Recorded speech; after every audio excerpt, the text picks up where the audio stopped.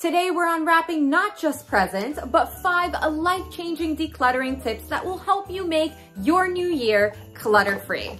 Let's see what's under the tree for us. Tip number 1.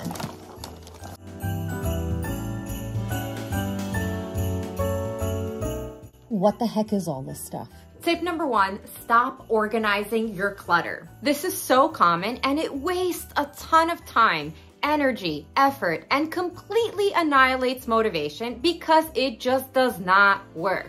Some of us go out to purchase containers and bins to house these things, and it's money wasted on something that is not sustainable. Maintenance is almost impossible because the spaces within a day are overflowing. Always declutter first and then organize for functional use. Tip number 2, and this is a big one. There's nothing in here. Oh, wait.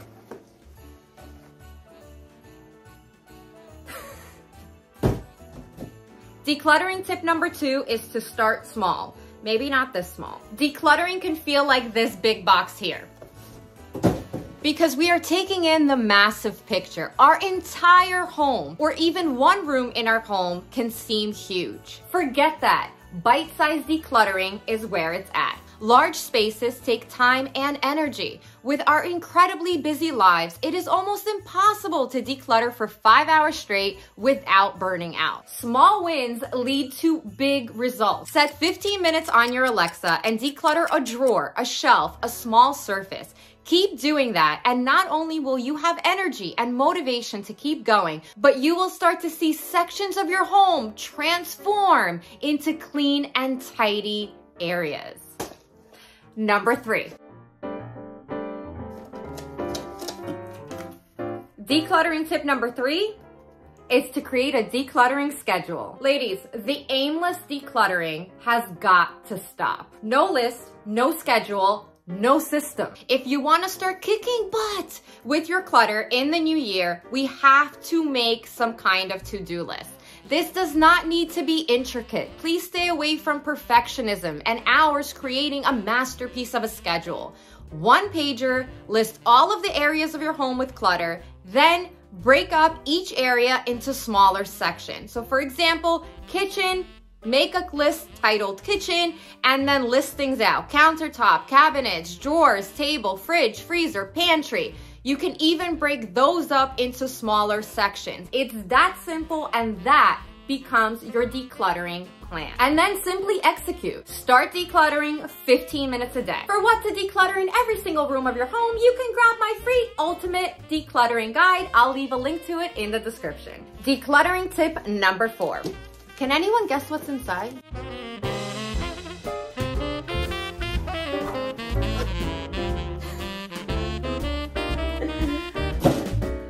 Drop a comment before I give you the answer and let me know, what do you think the next decluttering tip is? Decluttering tip number 4 is to focus on high traffic areas, such as your kitchen. Especially if you are just starting out, while decluttering your linen closet, garage, or basement is great. These areas are nice to haves, not must-haves. It's not as motivating as your entryway, your kitchen, your bathroom, your bedroom. Prioritize your eye twitch areas. Those are the most rewarding. Start by focusing on the 80-20 rule, the top 20% that's causing 80% of the clutter. Get rid of large, bulky pieces of furniture. Surface clutter, such as appliances on your kitchen countertop. Large pieces of artwork on your walls. This will allow you to feel like you are making progress. And there's nothing better than having our high traffic areas clutter-free, clean and tidy, but most importantly, easy to maintain. Decluttering tip number 5. This one's heavy.